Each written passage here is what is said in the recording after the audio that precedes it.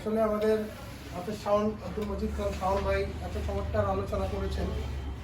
আমাদের আলোচনার যে মূল সারবস্তু পুরোটাই উনি উঠা নিয়ে আসছেন, অল্প কথার মধ্যে পুরো সারমর্মটাই উনি বুঝাই দিচ্ছেন। এরপরে আসলে আমি মনে করি না কোনো বিবেকদানের জন্য এরপরে কোনো আলোচনার প্রয়োজন রয়েছে।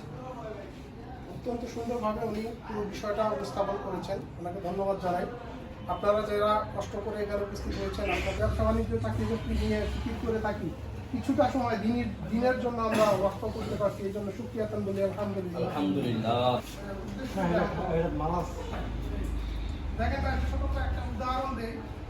এই যে মনে করেন একটা বিল্ডিং আছে, বিল্ডিং এর এই গরুকে কি কখনো বোঝানো সম্ভব যে বিল্ডিং এর উপর খাবার আছে? বোঝানো সম্ভব?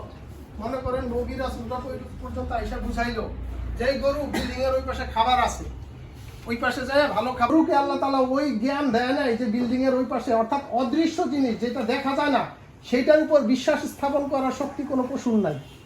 বাঘ বলেন, সিংহ বলেন, দুনিয়ার কোনো পশু